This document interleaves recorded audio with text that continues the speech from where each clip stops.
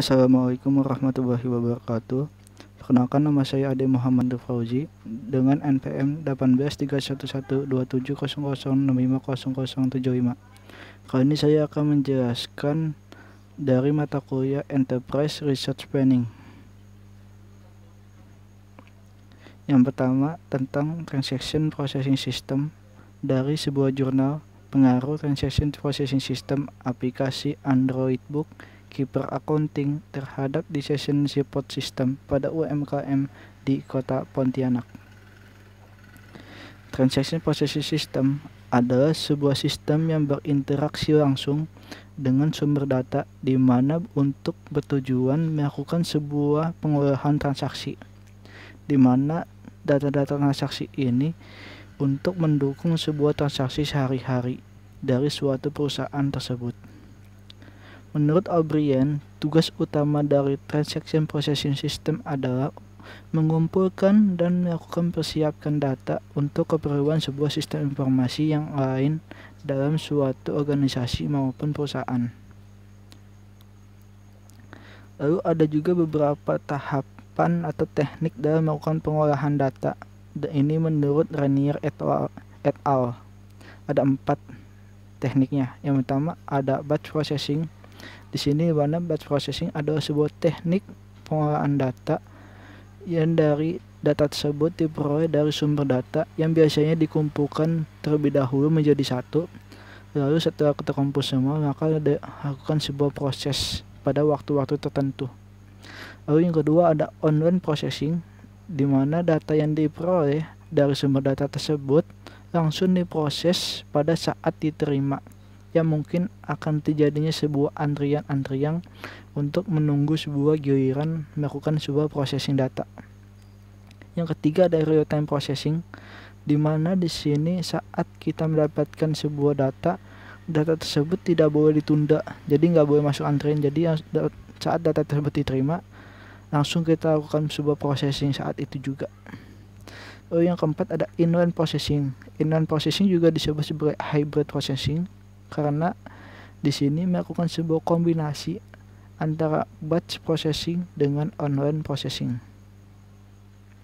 Yang kedua ada material recruitment planning dari jurnal analisis perencanaan bahan baku pembuatan rem mobil Avanza di PTX dengan metode material recruitment planning.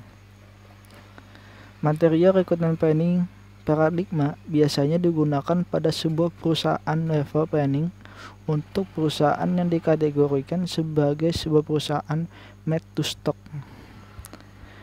Material recruitment planning menurut Johnny dan kawan-kawannya dapat didefinisikan sebagai sebuah sistem informasi yang terkomputerisasi untuk mengatur dan demand inventory dan jadwal pemesanan stok berganti.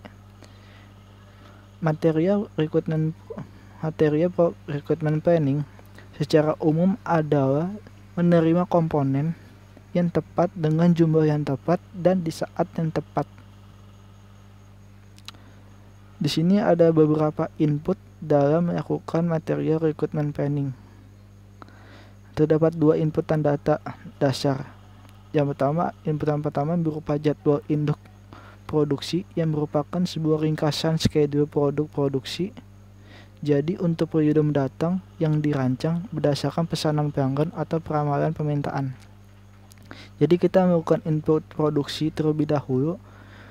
Di sini input produksinya berdasarkan histori dari pelanggan sebelumnya, atau kita akan melakukan sebuah analisis data dari yang kita kumpulkan untuk mendatang nanti pelanggan ingin melakukan produksi apa sih ke kita. Nah, input yang kedua berupa status persediaan, di mana di sini melakukan sebuah catatan keadaan persediaan yang menggambarkan status semua item yang ada dalam sebuah persediaan tersebut yang berkaitan dengan jumlah persediaan yang dimiliki pada setiap periode dan jumlah barang yang sedang dipesan dan kapan pesanan tersebut akan datang dari setiap bahan.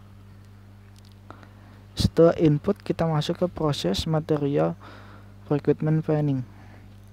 Langkah-langkah dasar dalam pengolahan dan penyusunan material recruitment planning antara lain, yang pertama ada netting, yaitu proses perhitungan jumlah yang dibutuhkan bersih untuk setiap periode selama horizon perencanaan yang besarnya merupakan selisih antara kebutuhan kotor dengan jadwal penerimaan persediaan dan persediaan awal yang tersedia. Lalu juga ada loading, yaitu penentuan besarnya ukuran jumlah pesanan yang optimal untuk sebuah item berdasarkan kebutuhan dasar yang bersih dan yang dihasilkan tersebut. Lalu ada offsetting, yaitu proses yang bertujuan untuk menentukan saat yang tepat melaksanakan sebuah rencana pemesanan dalam pemenuhan kebutuhan bersih. Lalu ada exploding, di mana proses perhitungan dari ketiga langkah tersebut yang tadi yang dilakukan untuk komponen atau item yang berada pada level di bawahnya berdasarkan rencana pemesanan tersebut. Setelah proses, kita maksud kepada output. Di sini output pada materi recruitment planning sekaligus juga mencerminkan kemampuan dan ciri-ciri dari material recruitment planning tersebut. Yaitu yang pertama ada planned order schedule, di mana ini untuk melakukan sebuah penentuan jumlah kebutuhan material serta waktu pemesanannya untuk masa yang akan datang. Lalu ada order release report, berguna bagi para pembeli yang akan digunakan untuk bernegosiasi dengan pemasok dan berguna juga bagi para manajer manufaktur yang akan digunakan untuk mengontrol suatu proses produksi tersebut.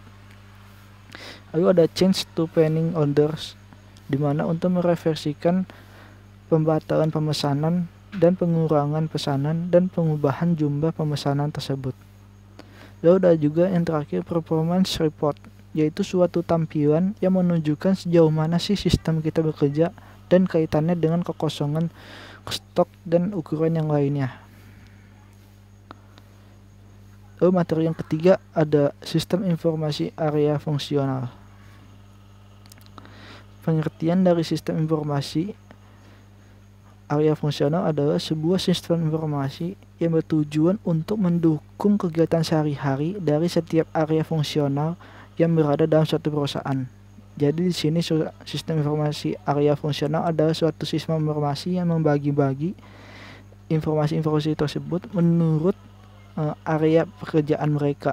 Contohnya seperti accounting, finansial, sales, manufaktur dan lain-lain. Nah, di sini nih bisa disebutkan tadi area tersebut antara lain ada accounting, finance, human resource, production, marketing, dan lain-lain. Lalu ada materi yang keempat. Materi yang keempat yaitu electronic data interchange atau pertukaran data secara elektronik. Saya mengutip dari jurnal Evaluasi Pilot Project Electronic Data Interchange di bidang kepabeanan, studi kasus pada kantor pelayanan bea dan cukai di Tanjung Perak, Surabaya. Pengertiannya adalah kepabeanan atau electronic data interchange.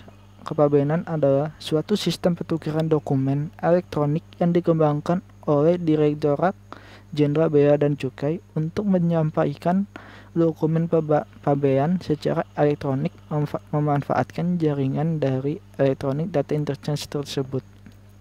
Jadi setiap pelanggan akan diberikan sebuah mailbox atau email yang memiliki identitas khusus yang disebut sebagai electronic data interchange number dan juga password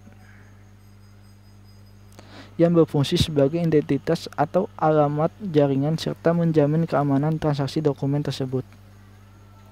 Manfaat dari electronic data interchange adalah dapat menyampaikan dan atau menerima informasi lebih cepat dan juga aman. Pertukaran informasi dilakukan antar aplikasi sehingga tidak perlu proses re-entry data lagi di sisi penerima dan tidak perlu proses printing di sisi pengirim lagi. Yang ketiga, manfaatnya itu mendukung terbentuknya electronic trading dan meningkatkan kualitas dari pelayanan. Di sini ada komponen dari sistem electronic data interchange, ada 5. Yang pertama, aplikasi in-house, aplikasi interface, jaringan electronic data interchange. Keempat, ada sistem komputer dan juga komunikasi data, dan juga kelima ada fasilitas telekomunikasi. Mungkin itu saja dari saya mengenai materi-materi dari Enterprise Research Planning. Sekian dari saya. Wassalamualaikum warahmatullahi wabarakatuh.